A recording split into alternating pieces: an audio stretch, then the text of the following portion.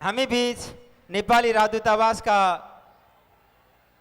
Deputy head of mission Krishna Prasad ढकालजी उपस्थित भइसक्नु भएको छ। हामी उहाँलाई हृदय से धन्यवाद गर्दछौँ। म यहाँहरू सबैलाई आग्रह गर्न चाहन्छु तालीको गडगडाटको साथ एकपल्ट उहाँलाई स्वागत अभिनन्दन गरिदिनु हुनेछ। म ढकाल सरलाई आग्रह गर्न चाहन्छु कृपया स्टेजमा आएर आसन ग्रहण गरिदिनु हुनको लागि। अब म छोटो मन्तव्यको लागि नेपाली राजदूतावासका महामहिम राजदूत आदरणीय दीप कुमार उपाध्यायज्यूलाई स्टेजमा आमन्त्रित गर्दछु। आयुर्वेद शिरोमणि मान्यवर आचार्य बालकृष्णजी, मञ्चमा रहनुभएका मान्यवर विमल गुरुङज्यू, वरिष्ठ समाजसेवी, उद्योगपति, मेरा मित्र डाक्टर उपेन्द्र महतोज्यू, यहाँ उपस्थित सम्पूर्ण दाजुभाइ दिदीबहिनीहरू, सञ्चारकर्मी मित्रहरू, सबभन्दा पहिले म आज सम्पूर्ण नेपाली जनताको तर्फबाट यहाँ उपस्थित हुनुभएका हाम्रा आदरणीय दिदीबहिनीहरूलाई अटल सौभाग्य, सुस्वास्थ्य र मङ्गलमय दीर्घ जीवनको तीजको उपलक्ष्यमा हार्दिक शुभकामना व्यक्त गर्न चाहन्छु। साथसाथै स्वामी श्री रामदेव महाराज र आचार्य बालकृष्णजीको प्रेरणाबाट स्थापना भएको यस हाम्रो स्वाभिमान ट्रस्टले यो अत्यन्त राम्रो एउटा कार्यक्रम आयोजना गरेर यहाँ दुई शब्द बोल्न पाउँदा मलाई खुसी लागेको छ।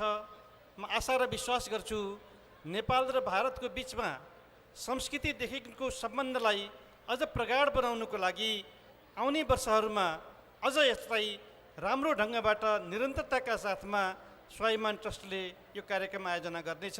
म हार्दिक यसलाई अनुरोध गर्न चाहन्छु। आज मलाई खुसी लागेको छ हाम्रो बिचमा हाम्रो आचार्य बालकृष्णजी हुनुहुन्छ। हाम्रो हिमालयमा अत्यन्त दुर्लभ जडीबुटीहरू छन्।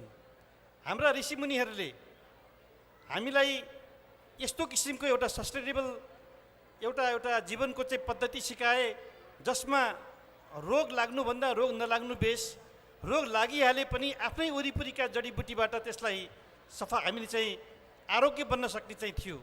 त्यस्तै कृषिमा विकासमा सबै कुरा थियो, तर आज हामी विकासको रूपमा विनाशतर्फ पनि जाँदैछौँ। अहिले प्रधानमन्त्री मोदीजीले खास गरेर हाम्रो पूर्वीय दर्शन, संस्कृति, सभ्यतालाई एउटा नलेज र विजडमको आधारमा सम्पूर्ण विश्वलाई नै एउटा हामीले नयाँ दृष्टिकोण दिनुपर्दछ भनेर आह्वान गरेर राम्रा कुराहरू अगाडि बढेको छ। म त्यो बारेमा भारत सरकारलाई पनि धन्यवाद दिन चाहन्छु। मभन्दा पहिले यहाँका हाम्रा आदरणीय माननीय मन्त्री सञ्चार मन्त्रीजीले बोलेर जानुभयो, भर्खरै हाम्रो संस्कृति मन्त्री डाक्टर महेश शर्माले बोलेर जानुभयो, उहाँहरूलाई पनि धन्यवाद दिन चाहन्छु। नेपाल र भारतको सम्बन्ध भनेको इतिहासको अटुट सम्बन्ध हो। हामी खास गरेर हिन्दूहरूको गोत्र भन्दा साथै एउटै हुन्छ। हेर्नुहोस्, 4वटा ऋषिभन्दा 5वटा आउँदैन। हामी एकै परिवारका दुई अलग राष्ट्र हौँ, तर एकै परिवारका, एकै संस्कृति सभ्यताका, खास गरेर पूर्वीय दर्शनका संस्कृति सभ्यताका हामी हौँ।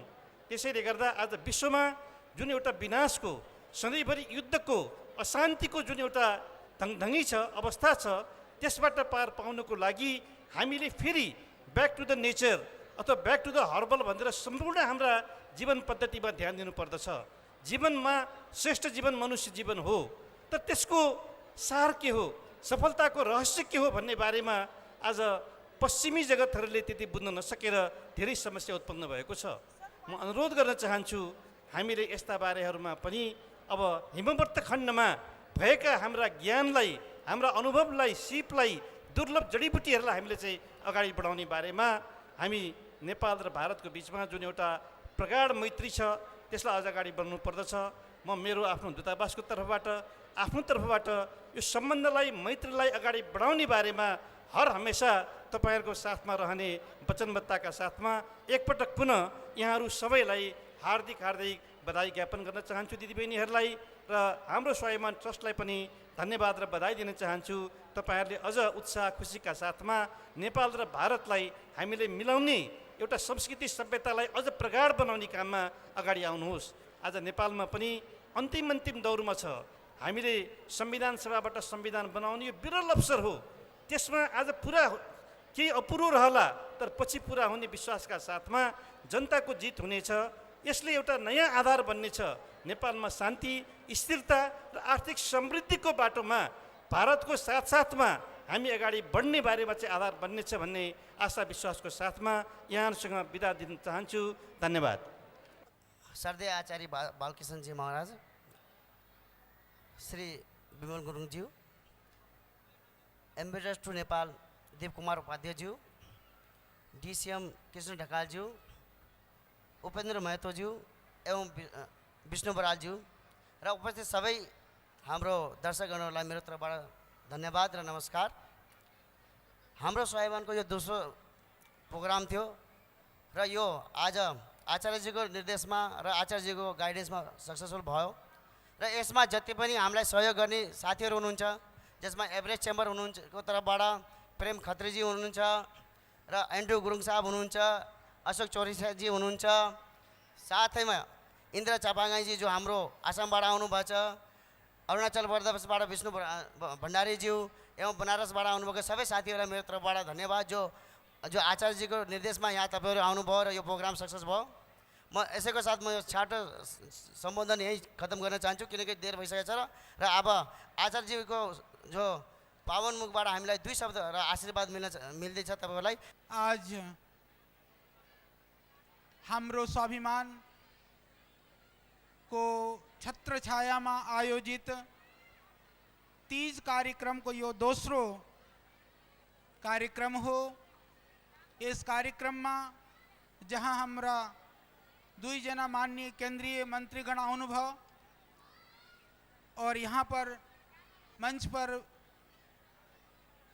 विराजमान हैं हमारे बहुत ही प्रिय आत्मीय जो गोरखाली नेपाली लोगों के लिए, संस्कृति के लिए, भारतवर्ष में उनकी पहचान के लिए, आन बान और शान के लिए जो अहरनिश प्रयत्नशील रहते हैं, ऐसे माननीय हमारे श्री विमल गुरुङ जी जो हमारे बहुत ही आत्मीय हैं और यहाँ पर बैठे हुए हमारे माननीय नेपाल के राजदूत श्री दीप जी और यहाँ पर ठकराल जी और सारी मेरी माताएं बहनें दिन रात एक करके जो लगे, आपको यह एक दिन का प्रोग्राम दिखाई देता है।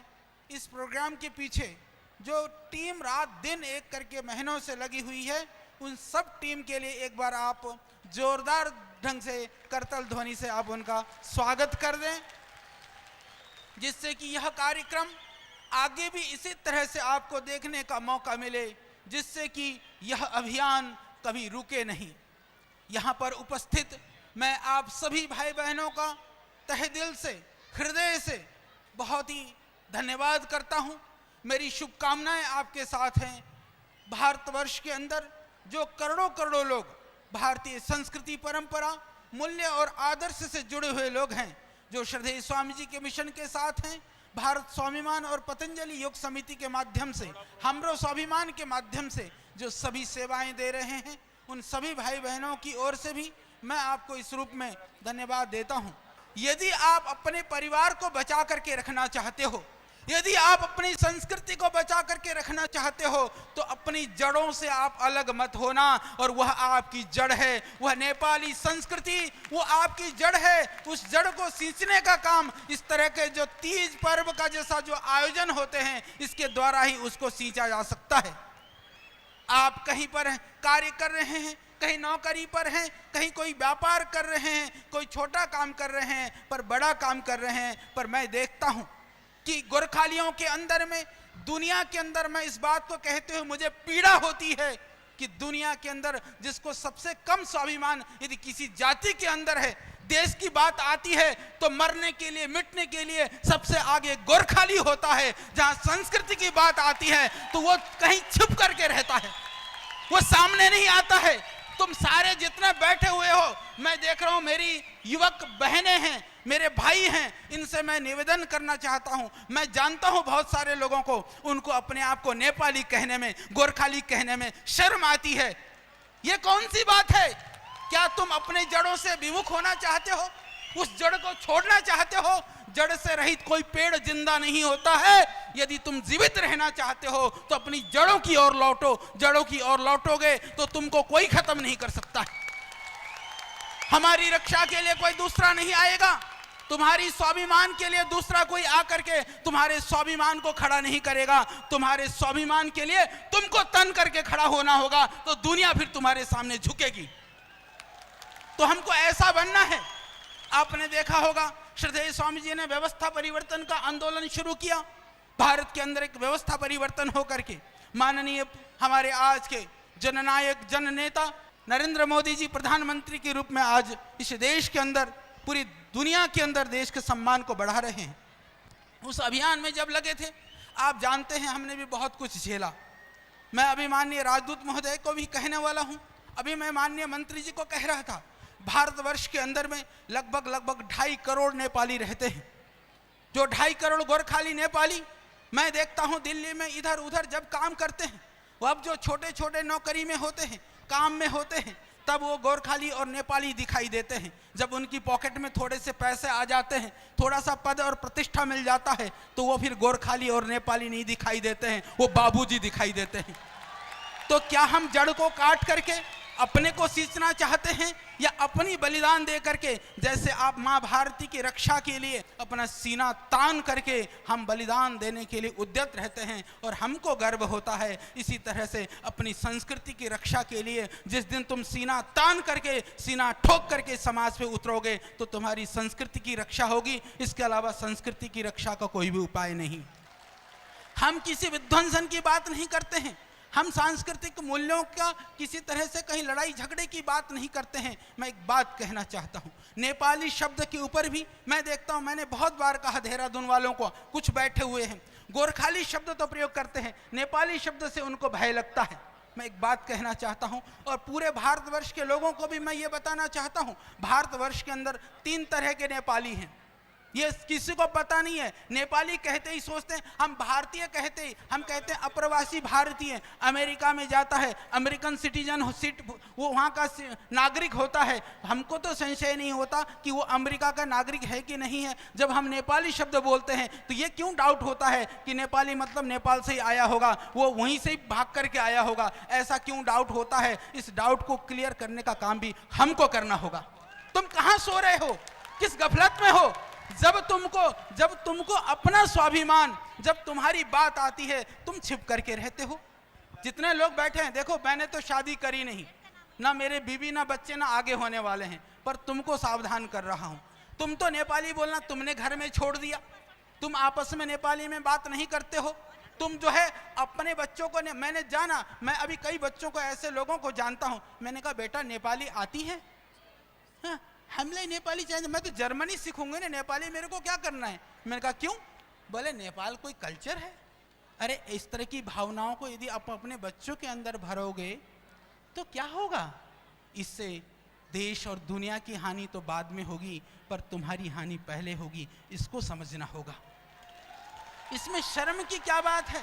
इसमें हीन भावना की क्या बात है? आज भगवान ने, मैं पूरे गर्व के साथ कहता हूं, आपने देखा होगा पीछे राजनीतिक प्रतिद्वंद्विता की वजह से बहुत तरह के आघात लोगों ने किए। मैंने सोचा जब आचार्य बालकृष्ण के पीछे देश के करोड़ों करोड़ों लोग हमसे प्यार करते हैं, हमारी संवेदनाओं पर लोग जीते हैं, हमारे लिए रोते हैं, हमारे लिए हंसते हैं, तो ऐसे लोगों के रहते हुए यदि आचार्य बालकृष्ण को राजनीतिक षड्यंत्र के तहत परेशान किया जा सकता है, तो फिर तुम किस खेत की मूली हो? इसलिए सोचो, संस्कृति को मत भूलने दो। संस्कृति को भुला करके तुम कभी भी सरवाइव नहीं कर सकते हो। मैं इतना ही कहना चाहता हूं, सीना ठोक करके खड़े रहें। जो 3 तरह के नेपालियों की मैं बात कर रहा था, मैं समझा भी देता हूं, क्योंकि लोग कहते हैं कि नेपाली पहचान होगी तो उठा करके नेपाल में भेज देंगे। मैं आपको बता देना चाहता हूं, नेपाल में भी बहुत सारे भारत के लोग रहते हैं। वहां यदि 1.25 करोड़ नेपाली यदि भारत में हैं, तो 85 लाख भारतीय भी नेपाल में हैं। तो इसीलिए कभी होने वाला नहीं है। तो इसीलिए हमको क्या करने की जरूरत है? यदि जो भारत के जो संविधान है, भारत की जो न्याय व्यवस्था है, भारत की जो चीज़ें हैं, हमें उनका पालन करना है। किसी नियम को नहीं तोड़ना है, संविधान को नहीं तोड़ना है। संविधान में रह करके, नियम और कानून में रह करके जो तुम्हारा अधिकार है, उस अधिकार को कोई नहीं छीन सकता। भारत का संविधान, उस संविधान के जो लाइनों को यहाँ का कोई नेता भी नहीं तोड़ सकता है। तो जो 3 तरह की मैं बात कर रहा था, अभी भाई विमल गुरुंग जी से मैं कह रहा था कि यहाँ पर लोग जो है वो उनको समझ में नहीं आता है।